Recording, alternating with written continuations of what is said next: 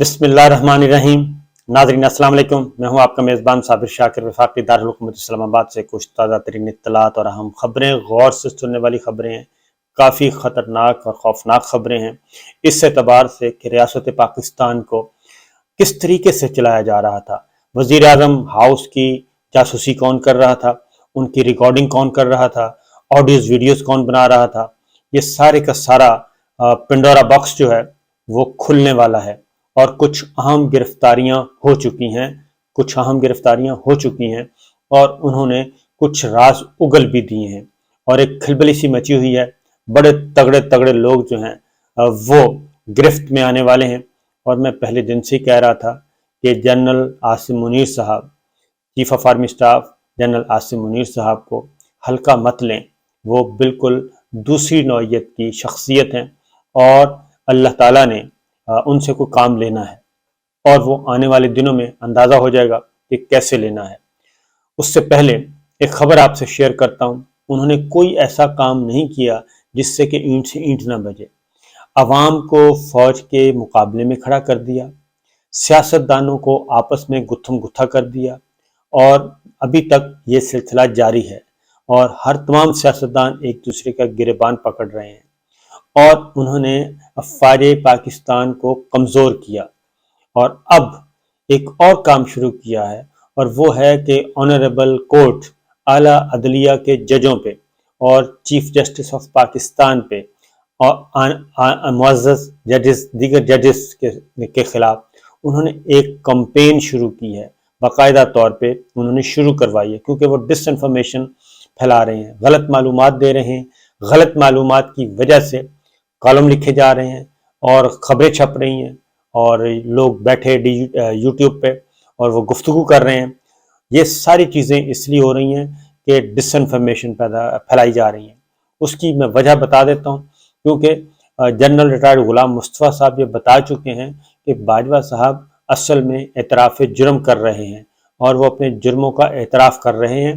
इसलिए गुलाम मुस्तफ़ा साहब कहते हैं कि उनको भी फांसी दी जाए और बाजवा साहब को भी फांसी दी जाए। और जनरल नईम लोधी कहते हैं कि बाजवा साहब को पाकिस्तान छोड़ देना चाहिए क्योंकि यहाँ पे हर रोज़ एक नया फसाद पैदा हो रहा है। आपको खबर मैं आपसे शेयर करता हूँ।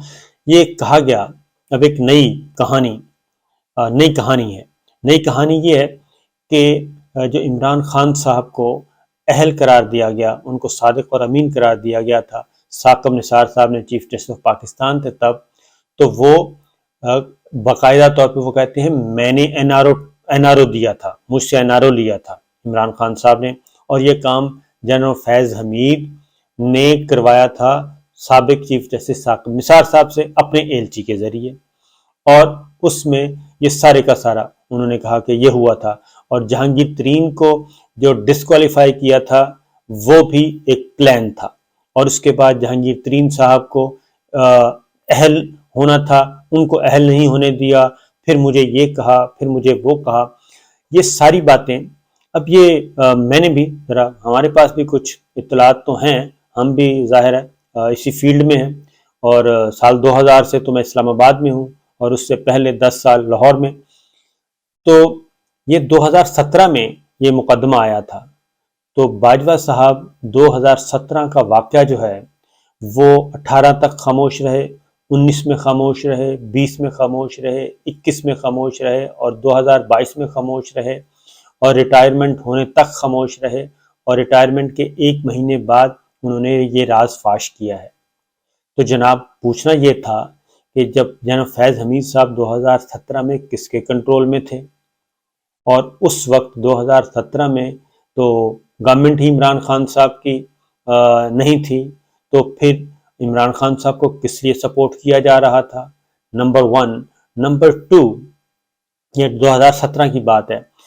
फिर इतने ये साकिब निसार साहब, ये तो फुल बेंच था।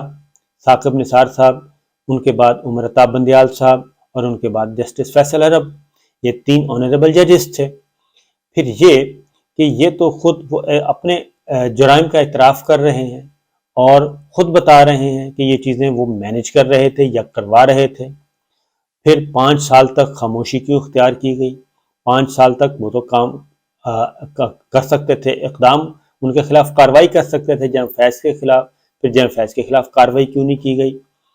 اور پھر ساتھ ہی انہوں نے یہ بھی کہہ دیا کہ عمران خان کے ساتھ زرداری صاحب، عمران خان صاحب، یہ سب اکٹھے تھے، فیض حمید، یہ سب اکٹھے تھے، اور نواز شریف صاحب کو ایک سائڈ پہ کر دیا کہ نواز شریف صاحب کے خلاف یہ سب کچھ ہو رہا تھا۔ تو یہ ایک نیا فساد کھڑا کیا گیا ہے۔ اور اب ذرا آتے ہیں کہ آخر وجہ کیا بنی، یہ ثاقب نثار صاحب کے اچانک کیوں خلاف ہو گئے؟ Chief justice of Pakistan Umar Ata Bandial صاحب سے کیا مسئلہ ہے؟ کیونکہ یہ جو مقدمہ سنا، یہ چیف جسٹس، اس وقت کے چیف جسٹس میاں ثاقب نثار صاحب اور موجودہ چیف جسٹس عمر عطا بندیال صاحب اور جسٹس فیصل عرب صاحب تھے۔ جسٹس فیصل عرب ریٹائر ہو چکے، جسٹس میاں ثاقب نثار صاحب ریٹائر ہو چکے، اب بیٹھے تو ہیں جسٹس عمر عطا بندیال صاحب، تو اس کا مطلب ہے نشانہ وہ ہیں، اصل میں ان کی طرف یہ سارا گند اچھالنا ہے۔ اور ان سے کیا تکلیف ہوئی؟ ثاقب نثار صاحب سے کیا تکلیف ہوئی ہے؟ کیونکہ ثاقب نثار صاحب سے تو ٹائم لے کے ان کے گھر مل کے آئے ہیں، چائے پی کے آئے ہیں، بسکٹ کھا کے آئے ہیں، گپے شپے لگا کے آئے ہیں، تب تک تو ثاقب نثار صاحب بالکل ٹھیک تھے۔ اور پھر آخر اس ملاقات میں ایسا کیا ہوا کہ ثاقب نثار صاحب باہر واپس آ کے باقاعدہ طور پہ جرنلسٹوں کو بلایا گیا اور بلا کے پوری ایک خبر سنائی گئی تاکہ یہ کالم کی صورت میں شائع ہو۔ ظاہر ہے جرنلسٹ کے سامنے جو بات کریں گے اس نے تو رپورٹ کرنی ہے، تو یہ ایک کام کیا گیا۔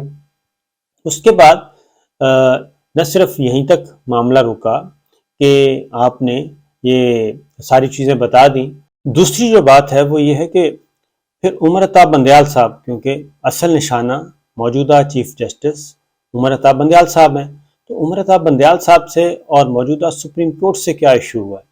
یہ ایک بنیادی سوال ہے۔ وہ سوال یہ ہے کہ وجہ یہ ہے کہ موجودہ چیف جسٹس عمر عطا بندیال صاحب اور موجودہ جو عدلیہ ہے ان سے ایک ڈیمانڈ توقع کی جا رہی تھی، انہوں نے اپنا کندھا استعمال نہیں کرنے دیا۔ 9 اپریل کو رجیم چینج ہو گیا تھا، اور اس کے بعد اب مریم بی بی کے ساتھ، نواز شریف صاحب کے ساتھ کیا ڈیل ہوئی ہے، کیا ڈیل نہیں ہوئی، یہ باجوہ صاحب جانتے ہیں یا مریم بی بی اور نواز شریف صاحب جانتے ہیں ان کے آپس میں کیا طے ہوا تھا۔ اس کے بعد یہ طے کیا ہوا تھا، اس کے بعد جو ایک بات زور سے کہی جا رہی تھی، مسلسل کہی جا رہی تھی، مسلم لیگ نواز کے حلقے ڈیمانڈ کر رہے تھے کہ عمران خان صاحب کو ڈسکوالیفائی کروانا ہے۔ اب عمران خان صاحب کو یہ چٹکی بجا کے میں کہتا ہوں کہ یوں وہ کہتے تھے کہ یہ ڈسکوالیفائی ہو جائیں گے، وہ ڈسکوالیفائی نہیں ہو سکے، اور وہ اس لیے نہیں ہو سکے کہ کوئی سالڈ ریزن نہیں تھی۔ توشہ خانہ لایا گیا، توہین عدالت کا معاملہ لایا گیا، اور اس کے بعد توہین مذہب کا معاملہ لایا گیا، انسداد دہشت گردی کے معاملات لائے گئے، یہ مقدمات لائے گئے، اور اس میں اور فارن فنڈنگ والا معاملہ لایا گیا، الیکشن کمیشن آف پاکستان کو کہا گیا، لیکن کوئی بھی ایک کیس ایسا نہیں تھا جس میں ان کی ڈسکوالیفیکیشن بنتی تھی۔ لیکن کہا یہ جا رہا تھا کہ 29 نومبر سے پہلے پہلے عمران خان صاحب ڈسکوالیفائی ہو جائیں گے اور ان کو ڈسکوالیفائی کروا دیا جائے گا، یہ تھا۔ تو سپریم کورٹ آف پاکستان اور اعلیٰ عدلیہ نے اپنے کندھے نہیں دیے، اور پھر ایک اور کام کیا، یہ جو مسئلہ ہے ایک اور کام کیا کہ موجودہ چیف جسٹس عمر عطا بندیال صاحب نے، چیف جسٹس آف پاکستان نے، اور چیف جسٹس اسلام آباد ہائی کورٹ جسٹس اطہر من اللہ صاحب جو اب سپریم کورٹ کے جج ہیں، انہوں نے ایک سازش ناکام بنائی۔ وہ سازش یہ تھی کہ 9 اور 10 اپریل کی درمیانی شب ملک میں مارشل لا لگانا تھا، ہر صورت میں مارشل لا چاہیے تھا، اور وہ اس خبر کی بنیاد پہ مارشل لا لگنا تھا کہ جناب وزیر اعظم عمران خان صاحب نے سیک کر دیا ہے قمر جاوید باجوہ صاحب کو۔ یہ خبر چلوائی گئی اور بڑے زور شور سے خبر چلوائی گئی، پھر پریزنرز وین آئیں، اس کے بعد پھر فوجی ٹرک آئے، یہ سارا کچھ آیا، پھر اپلیکیشن آ گئی، تو مسئلہ صرف یہ تھا۔ پھر فوجی نقل و حرکت ہو گئی شروع، اور خبریں پھیلانا شروع ہو گئی، خبریں چلنا شروع ہو گئی، اور جو خبریں چلا رہا تھا وہ بھی ایک افسر تھا، وہ فیڈ کر رہا تھا، اور آج کل وہ ہو سکتا ہے مستقبل میں اس پہ مشکل وقت آ جائے۔ تو یہ ساری چیزیں ہو رہی تھیں۔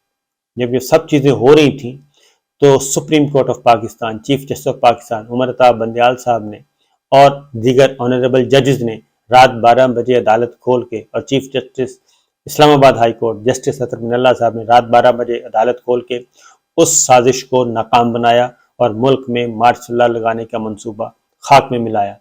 اس رات ہم بھی موجود تھے وزیر اعظم ہاؤس میں، اور ہم بھی جب ملاقات کر کے آئے، اور ہم ملاقات کر کے آئے تو پوچھا گیا، اس کے بعد پھر وہ جو آرڈر دیا تھا، اگلی بات جو ڈپٹی اسپیکر نے جب رولنگ دے دی تو اس وقت ایک آرڈر دیا تھا سپریم کورٹ نے، انٹرم آرڈر، اور جس میں پورا روڈ میپ دیا گیا تھا کہ آپ یہ کام کروائیں اور ووٹ آف نو کانفیڈنس کو ڈسپوز آف کروائیں۔ اس آرڈر میں ایک بات لکھی تھی سپریم کورٹ نے، اور وہ یہ تھا کہ پرائم منسٹر آف پاکستان اور پریزیڈنٹ آف پاکستان کوئی بھی غیر معمولی حکم صادر نہیں کریں گے، اور ان کے تمام احکامات اس سپریم کورٹ کے فیصلے کے حتمی فیصلے تک مشروط ہوں گے، یعنی سپریم کورٹ آف پاکستان اس کو دیکھے گی۔ وہ اسی لیے تھے کہ بیک گراؤنڈ میں یہ چیزیں چل رہی تھیں، اور ہم جب وزیر اعظم ہاؤس میں بیٹھے تھے اور ہم جب ملاقات کر کے آئے تو ہم بیٹھ کے ملٹری آفیشلز جو اے ڈی سی ہیں ان کے کمرے میں بیٹھے، تو وہاں پہ انٹیلیجنس کے دوست بھی بیٹھے تھے، تو انہوں نے، میں تھا، مرحوم ارشد شریف، شہید ارشد شریف تھے، خاور گھمن صاحب تھے، ڈاکٹر موعید تھے، تو وہ بار بار ہم سے پوچھ رہے تھے کہ پرائم منسٹر نے سیک تو نہیں کر دیا آرمی چیف کو؟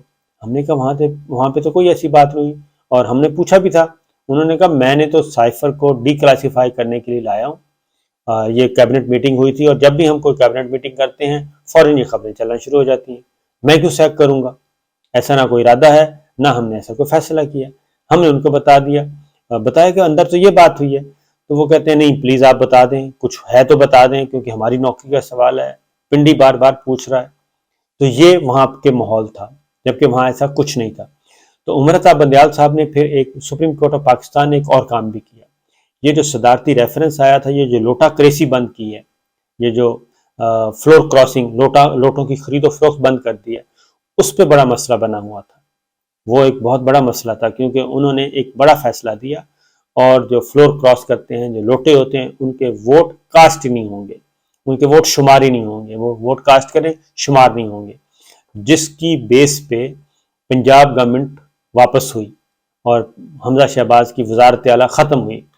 یہ تکالیف ہیں، کیونکہ یہ خواہش تھی، کیونکہ یہ شاید وہ NRO 2 کا پارٹ تھا، پاور شیئرنگ کا، اس میں طے تھا، تو یہ پنجاب گورنمنٹ بھی ہمیں واپس ملنی چاہیے۔ تو اس میں بھی یہ چیز طے تھی کہ وہ، تو اس میں سپریم کورٹ آف پاکستان نے اور ہماری اعلیٰ عدلیہ نے ان کا اپنا کندھا دینے سے انکار کیا۔ تو یہ وہ چیزیں تھیں جس کی وجہ سے اب عمر عطا بندیال صاحب، ساکم نثار صاحب بھی برے ہو گئے، عمر عطا بندیال صاحب کو بھی نشانہ بنایا جا رہا ہے۔